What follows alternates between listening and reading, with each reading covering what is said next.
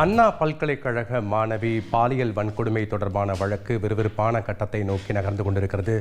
ஒருபுறம் வழக்கு விசாரணை தீவிரமடைந்திருக்கக்கூடிய நிலையில் காவல்துறை அதிகாரிகளுடைய விசாரணையும் தீவிரமடைந்திருக்கிறது. அந்த வகையில் குற்றம் சாட்டப்பட்ட ஞானசேகரன் வீட்டில் 10க்கும் மேற்பட்ட அதிகாரிகள் தீவிர சோதனை நடத்தி வருகிறதாகவும், லேப்டாப் உள்ளிட்ட முக்கியமான ஆவணங்கள் பறிமுதல் செய்து தற்போது அதிகாரிகள் விசாரணை நடைபெற்று வருவதாகவும் தகவல்கள் வெளியாகி இருக்கிறது.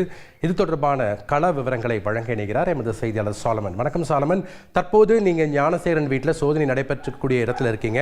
அங்க இருக்கக்கூடிய கள விவரங்களை பதிவு பண்ணுங்க. என்ன மாதிரியான ஆவணங்களை பறிமுதல் செய்து அதிகாரிகள் எடுத்து சென்றிருக்கிறாங்க, விவரங்கள் என்ன?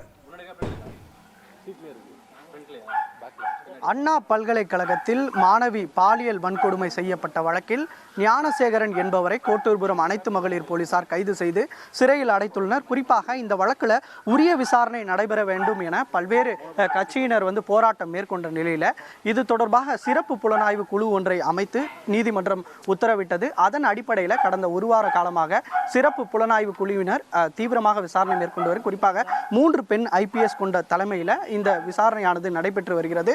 முதற்கட்டமாக அண்ணா பல்கலைக்கழகத்தில் சம்பவம் நடைபெற்ற இடத்திற்கு சென்று அங்குள்ள CCTV காட்சிகள் மற்றும் அங்கு பாதுகாப்பு தொடர்பான நடவடிக்கைகள் என்னென்ன மேற்கொள்ளப்பட்டுள்ளது என்பது தொடர்பாக விசாரணை மேற்கொண்டு அதை அங்கு இருக்கக்கூடிய மாணவிகளிடம் விசாரணை மேற்கொண்டார். அடுத்த கட்டமாக இது குற்றவாளியான ஞானசேகர் என்பவர் வீடுகளில் தொடர்ச்சியாக 2 நாட்களாக சோதனையானது நடைபெற்றது.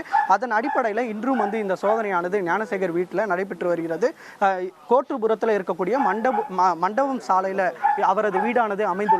அங்கு 10க்கும் மேற்பட்ட குழுவினர் தீவிரமாக சோதனை மேற்கொண்டு வருகின்றனர். குறிப்பாக இவர் பாலியல் வன்கொடுமை வழக்கு தொடர்பாகவும் குற்ற வழக்குகளிலும் இவர் தொடர்பு இருப்பதால் அவர் வீட்டில் என்ன மாதிரியான ஆவணங்களை பறிமுதல் செய்யக்கூடிய பணியில் ஈடுபட்டு வருகிறார். குறிப்பாக லேப்டாப், ஹார்ட் டிஸ்க் உள்ளிட்ட ஆவணங்களையும் பறிமுதல் செய்தார். அது மட்டுமின்றி சொத்து ஆவணங்களையும் அவர் குற்ற வழக்குகளில் எவ்வளவு சம்பாதித்து அதன் மூலமாக எவ்வளவு சொத்து ஆவணங்கள் வாங்கியுள்ளார் என்ற ஆவணங்களையும் பறிமுதல் செய்துள்ளார். மேலும் இது மட்டுமின்றி இது போல பல்வேறு பெண்களிடமும் இவர் பாலியல் வன்கொடுமை செய்திருப்பதாக தெரிவித்துள்ளதால் அந்த பாலியல் வன்கொடுமை செய்து அவர் மிரட்டி வீடியோ எடுத்ததும் கண்டுபிடிக்கப்பட்டிருப்பதால் அவரது வீட்டில் இருக்கக்கூடிய முக்கிய ஹார்ட் டிஸ்க் மற்றும் பென்ட்ரைவ் உள்ளிட்ட பொருட்களையும் போலீசார் பறிமுதல் செய்துள்ளனர்.